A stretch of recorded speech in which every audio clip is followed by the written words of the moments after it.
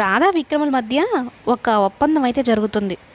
మనోభావాల పట్టిక అన్నట్టుగా ఒక లిస్ట్ రాసుకుంటారనమాట.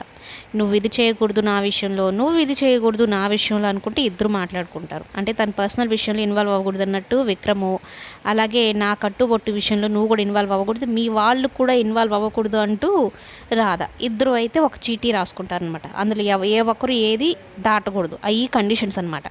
అయితే ఇప్పుడు తనకి చీరలు కావాలి అని అడుగుతుంది.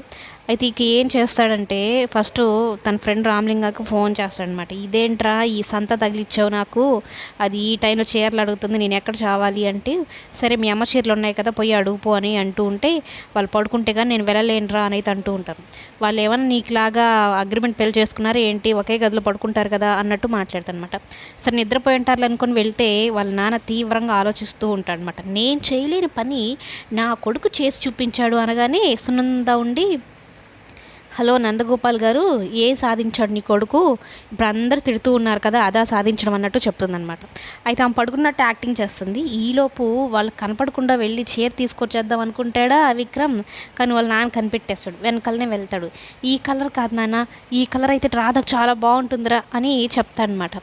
అయినా ఒక పోలీస్ అయి ఉండి తన ఇంట్లో తానే దొంగతనం చేసుకుంటే ఏ సెక్షన్ కింద కేసు పెడతారా, శిక్ష వేస్తారా అని మాట్లాడుతూ ఉంటాడు. నాన్న అది నా రాతలే నాన్న అని చెప్పని వెళ్ళిపోతాడనమాట వాళ్ళ అమ్మ చూడకుండా. వెళ్తూ ఇక ఒక డోర్ మ్యాట్ని తట్టుకొని పడిపోతూ ఉంటే రాధ పట్టుకుంటుంది. కళ్ళల్లో కళ్ళు పెట్టి చూసుకుంటారు అనమాట. ఆ సీన్ కాస్తే ప్రియా చూస్తుంది. గుండెల్లో గాజు ముక్కలేసి గుచ్చినట్టుగా అనిపిస్తుంది అనమాట ఆవిడకి.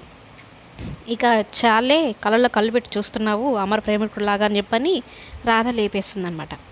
ఇంకా చీర తెచ్చిచ్చాడు కదా విక్రమ్, ఆ చీర కట్టుకొని తర్వాత రోజు ఉదయం చక్కగా తెలుగింటి అమ్మాయిలాగా రెడీ అయ్యి దీపం పెడుతూ ఉంటుంది అనమాట. దేవుడికి పూజ చేసుకుని దీపం పెట్టుకుంటూ ఉంటుంది.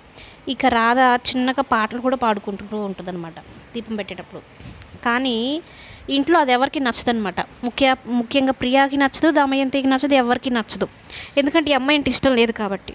అప్పుడు హారతి తీసుకొని వచ్చి వాళ్ళ నాన్న రామచంద్రకే ఇస్తుంది అనమాట. హారతి తీసుకోండి, నేను ఈ పూజ చేస్తుంది కూడా మీ చిట్టి కోసమే, మీ చిట్టి మీ దగ్గరికి రావాలని అని చెప్పగానే ఆయన కరిగిపోతాడు.